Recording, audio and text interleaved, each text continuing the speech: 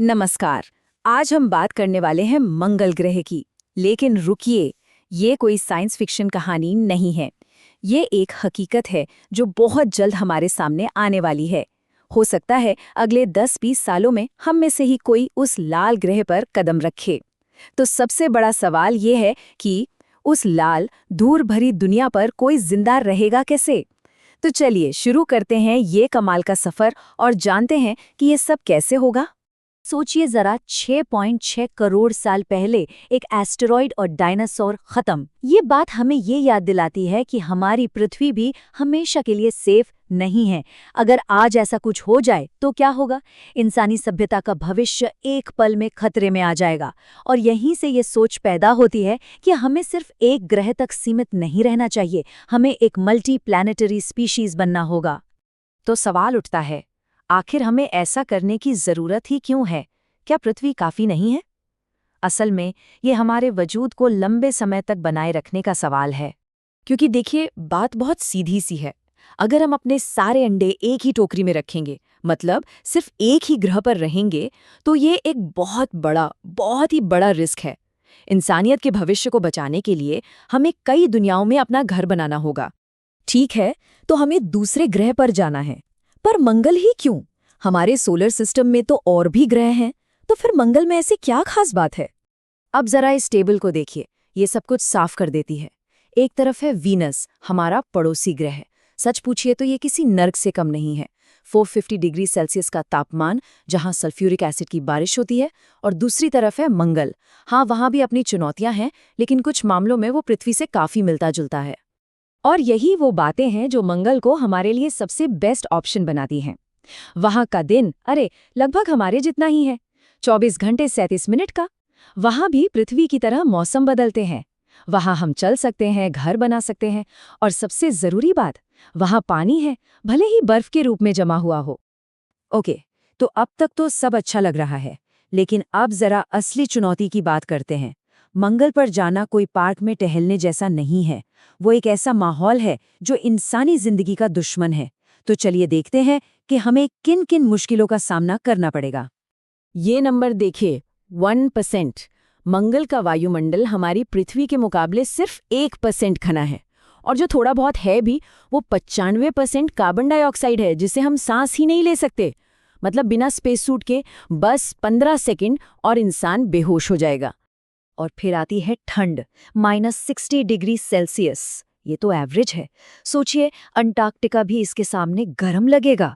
कभी कभी तो वहां का तापमान -125 डिग्री तक गिर जाता है।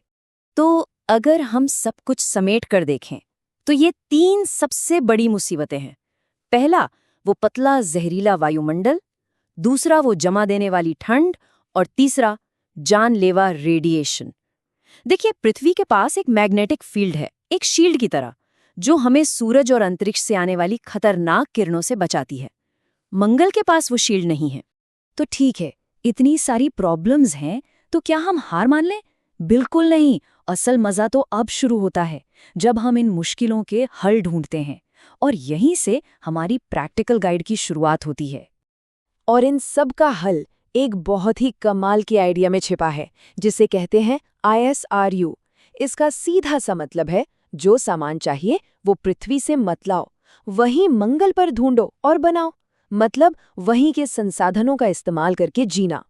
तो मंगल पर जिंदा रहने के लिए हमें बस इन 4 चीजों पर फोकस करना है। ये सर्वाइवल के 4 पिलर्स हैं।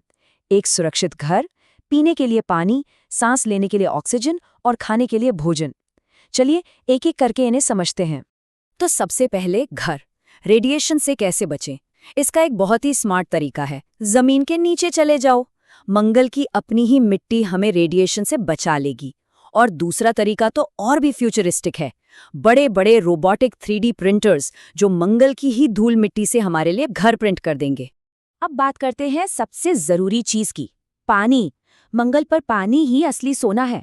और अच्छी खबर यह है कि वहां बर्फ के रूप में पानी मौजूद है, बस उसे निकालने की टेक्नोलॉजी चाहिए।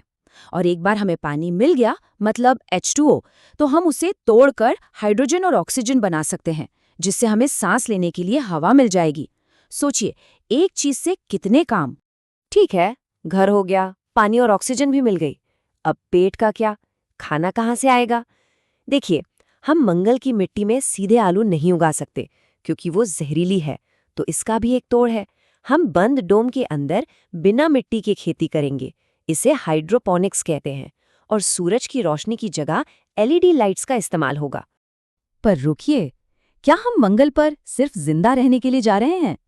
नहीं, असली सपना तो वहां एक नई दुनिया बसाने का है, एक पूरी की पूरी आत्मनिर्भर सभ्यता। और ये कोई हजारों साल बाद की बात नहीं है, ये रहा एक मोटा मोटा रोड मैप। 2030 के दशक में पहली लैंडिंग और इस सदी के अंत तक हजारों लोगों का एक पूरा शहर, ये सब हमारी आंखों के सामने हो सकता है। लेकिन जैसे जैसे ये शहर बसेगा, कुछ बहुत ही दिलचस्प और बड़े सवाल भी खड़े होंगे। सोचिए, मंगल पर कानून कौन बनाएगा? जो बच्चे वहां पैदा होंगे कम ग्रेविटी में, वो कैसे होंगे? क्या हम उन्हें मार्शियन यानी मंगलवासी कहेंगे, जिन्होंने कभी पृथ्वी देखी ही नहीं? ये वाकई एक नए दौर की शुरुआत होगी। और आखिर में ये सब किसके लिए है? एलन मस्क का ये कोट देखिए। उनका सपना है कि एक दिन मंगल का टिकट इतना सस्ता हो जाए जितना कि एक औसत घर। मतलब ये सिर्फ कुछ खास वैज्ञानिकों के लिए नहीं, बल्कि आम लोगों के लिए भी एक ऑप्शन बन सके। तो आखिर में हम बस इसी एक सवाल के साथ रह जाते हैं, क्या हम वो पीढ़ी हैं जो इंसानी इतिहास का ये अगला बड़ा चैप्टर अपनी आंखों से देखेगी? ये सब अब साइंस फिक्शन नहीं है, ये हो रहा है।